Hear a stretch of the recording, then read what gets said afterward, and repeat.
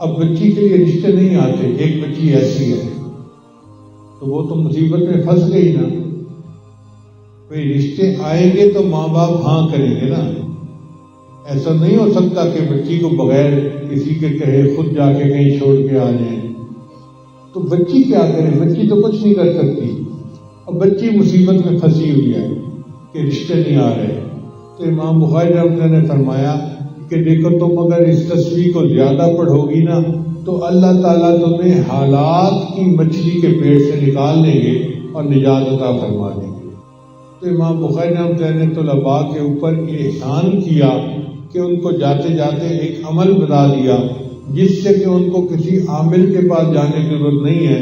وہ سبحان اللہ کثرت کے ساتھ پڑھیں گے، تسبیح پڑھیں گے، اللہ تعالیٰ ان کی مصیبتوں کو دور کرتے رہیں گے اور ان کو نجات عطا فرما دیں گے. البتہ ایک بات ذہن میں اور رکھیے طلباء کو، چونکہ اس سے فائدہ ہوگا، کہ امام بخاری رحمۃ اللہ علیہ نے اس حدیث کو، حدیث تسبیح کو سب سے آخر کے طور پہ کیوں چنا؟ اس کے 9-10 جواب ہیں جو کتابوں میں لکھے ہوئے ہیں. جب میں نے اپنے استاد سے یہ حدیث پڑھی تھی تو انہوں نے جو جواب محدثین کے لکھوائے تھے کہ بھئی امام بخاری نشست ختم کر کے اٹھ رہے تھے تو انہوں نے کہا کہ میں سبحان اللہ پڑھ لوں گناہ معاف ہو جائیں گے. اور نبی علیہ السلام کو عمر کے آخری حصے میں تسبیح زیادہ کرنے کا اللہ نے حکم دیا، فسبح بحمد ربک واستغفرہ انہ کان توابا. تو جب انہوں نے مجھے وہ سارے جواب بتائے تو میں نے کہا کہ حضرت جس لائن کا بندہ ہوتا ہے نا وہی خیال اس کے ذہن میں آتے ہیں. کہنے لگے ہاں. میں نے کہا کہ چونکہ میری یہ لائن ہے ذکر و سلوک والی تو ہمارے پاس ہر آنے والا بندہ کوئی نہ کوئی پریشانی لے کے آتا ہے، یہ مصیبت، یہ پریشانی، اس کا حل، اس کا حل، اس کا حل.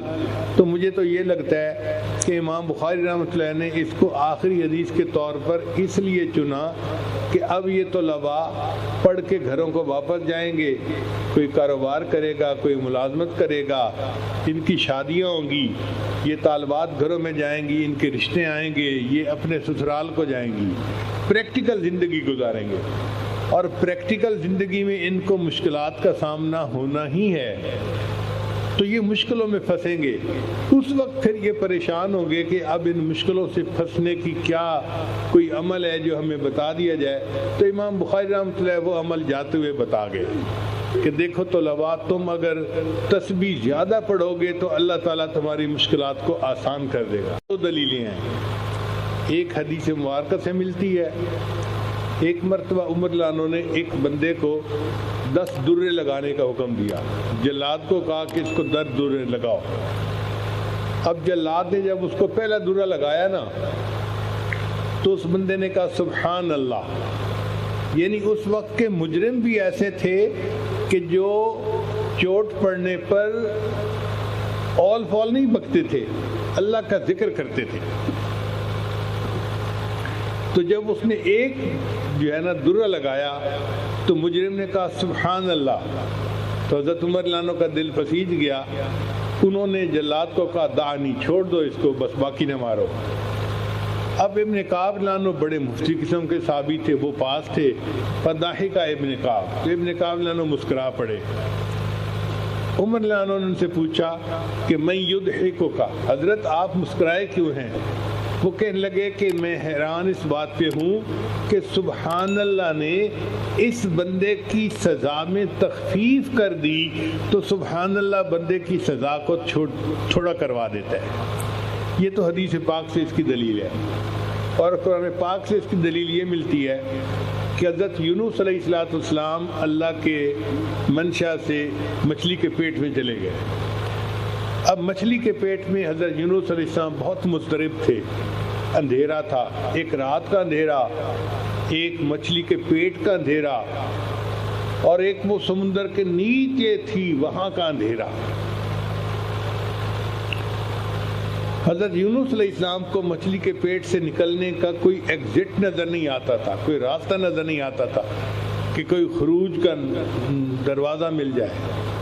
اب اس اندھیرے میں جب کوئی امید نظر نہیں آتی تھی، حضرت یونس علیہ السلام نے اللہ کی تسبیح بیان کی، لا الہ الا انت سبحانک انی کنت من الظالمین، اور اس تسبیح کی برکت سے اللہ نے ان کو مچھلی کے پیٹ سے نجات عطا فرمائی۔ قرآن مجید میں اللہ فرماتے ہیں فلولا انہ کان من المسبحین، اگر یونس علیہ السلام اللہ کی تسبیح بیان نہ کرتے للبث فی بطنہ الی یوم یبعثون، وہ قیامت تک مچھلی کے پیٹ کے اندر ہی رہتے۔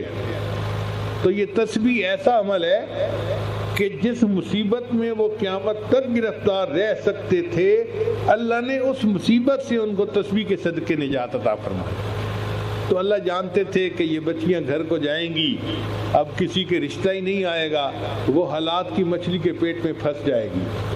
تعلیم مکمل ہو گئی ہے، ماں باپ چاہتے ہیں بچی کی شادی کریں، رشتہ ہی نہیں آ رہا، اب بچی خود تو کچھ نہیں کر سکتی، وہ حالات کی مچھلی کے پیٹ میں بیچاری پھنس گئی، کیسے نکلے اس کو عمل پڑھنے کی ضرورت ہے۔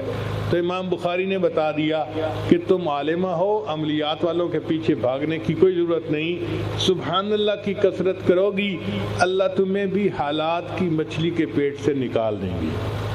یا یہ عالم ہے، یہ پڑھ کے گیا، اس نے کاروبار شروع کیا اور قرضہ سر پہ یکدم چڑھ گیا، نقصان ہو گیا۔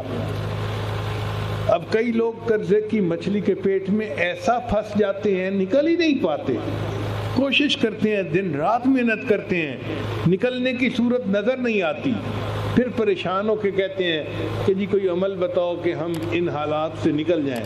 تو امام بخاری نے پہلے ہی بتا دیا کہ تم تسبیح کی کثرت کرنا، اللہ تعالیٰ تمہیں قرضے کی مچھلی کے پیٹ سے نکال دیں گے۔